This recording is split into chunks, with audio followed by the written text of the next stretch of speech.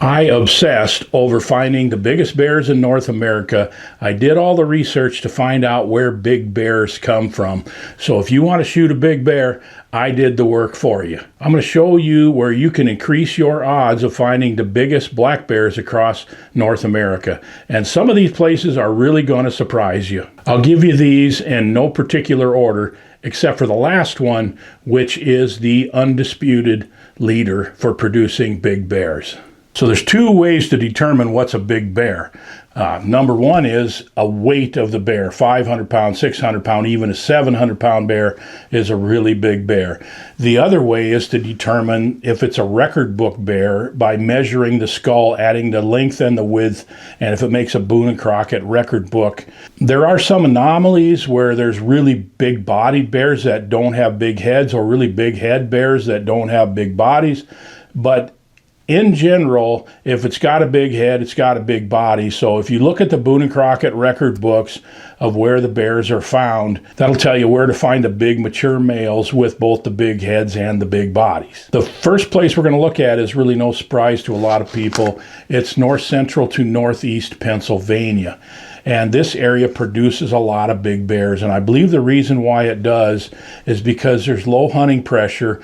And these bears are hard to shoot because they don't allow baiting and they don't allow hounds, and they have to be shot in ways that are not very effective at times. And one of those is just sitting over a food source.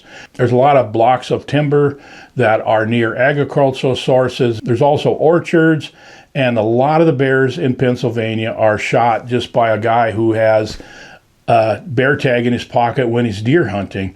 The most bears are probably shot by doing big drives where they get a whole big group of people together and they push the bush, so to speak. They just drive through the timber and try to drive the bears out to where people can get a shot at them. So there's really big bears there because they have a chance to get old and they have good genetics and they have good food and habitat.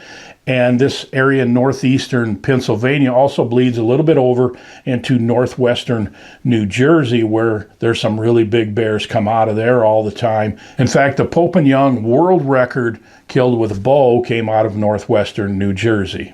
Another place in the eastern United States is the coastal areas of eastern North Carolina. One of the reasons why the bears get so big there is because they don't have to hibernate and they can eat all year round. They got really good genetics. Another thing is there's a lot of private property there where people run hounds. It's a great tradition there for people to hound hunt, and they can sort of manage their bears by the ones they shoot, and they can let the smaller ones go. And there's some just absolute giants out there that get killed every year. So eastern North Carolina is another hot spot for really big bears. And the third one's probably one that's going to really surprise you, and that is eastern Arizona, especially Gila County, Arizona. And I've looked at this and tried to kind of figure out why this area produces a lot of big bears. This area is a mixture of mountains and slopes that drop into desert. I think one of the reasons why there's so many big bears coming out of this area is because the bears can move off the mountainsides where they have a lot of food in the summer, and they can move down where they don't have to hibernate, and they can be in lower elevations during the winter, and they have very low hunting pressure also. No hounds, no bait, just purely spot and stalk, where it's difficult to spot and stalk them, frankly. And so when you do get a bear, there's really good potential that it's going to be an old 15 to 20-year-old one that's got a lot of weight on it and got a big head. And that's the reason I believe that this area produces a lot of big bears. So let's move up into Canada. Now, there's an area that they call the Forest Fringe area in central Canada. And if you look at the Riding Mountains and then you start going northwest, you go to the Duck Mountains and the Porcupine Mountains, keep going northwest, and you'll see there's areas where the agricultural land meets the large blocks of bush. I mean, just the forested areas that are huge. And some of the biggest bears come from this Forest Fringe area where they've got the amazing habitat up there, they got low hunting pressure, and the agricultural areas provide them with a lot of food. It's a big area, but a lot of big bears come from this area. And also in Canada is kind of a surprise. The Peace River area of western Alberta is a pocket that produces a lot of big bears. And when I looked at this, I thought, why would that pocket be different than the rest of Alberta and Saskatchewan and British Columbia and so forth? And I started zooming in on that Peace River area, and I realized it's a mixture of those big forest bush areas with agriculture.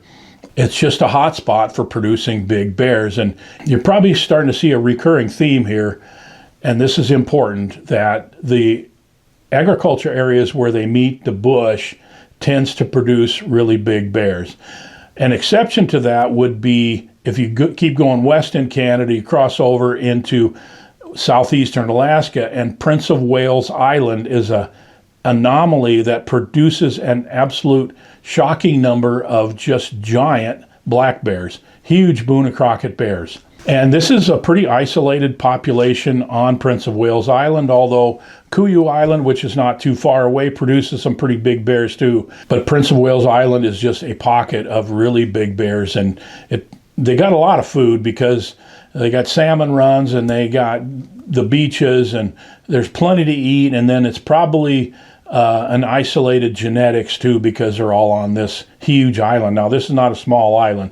This is bigger than some states, but that's a pocket of producing really, really big black bears. Now, going back into the U.S., the state of Minnesota has really been coming on as producing more and more bears, and Minnesota is managing their bears differently than they have in the past.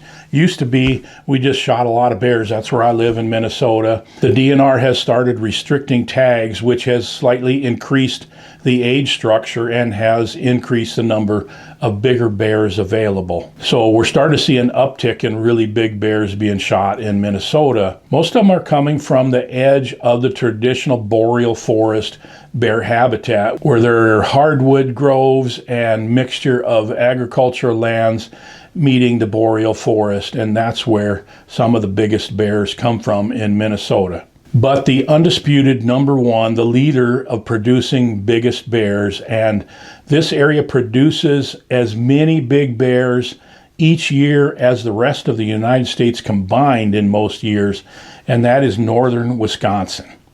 And there are quite a few counties in northern Wisconsin that just consistently produce really big bears. And I have looked at that and tried to figure out exactly why that is. And I think part of that is there's a lot of private land, there's a lot of great habitat, a lot of lakes, but there's a bunch of private land that these bears have a chance to get old on because they don't get hunted. But then, of course, bears travel long distances. Wisconsin also has hound hunting, so if you got bears that won't come to a bait, which is often the case with the biggest adult male bears, then sometimes they'll get them with the hounds. Probably also has a genetic factor to it, but it's actually interesting that this area produces so many big bears. It's not really managed for big bears, but I'm just not really sure all of the factors that are involved in that. Maybe you got some ideas. I'd love to hear your comments on that. Also, if you think I missed anything, if there's other areas that you think should be included in this, drop a comment below. I'd love to hear from you and hear your comments on this. So I hope this has been helpful to you. If you want to shoot a really big bear, now you know where to go. Thanks for watching. We'll see you on the next video.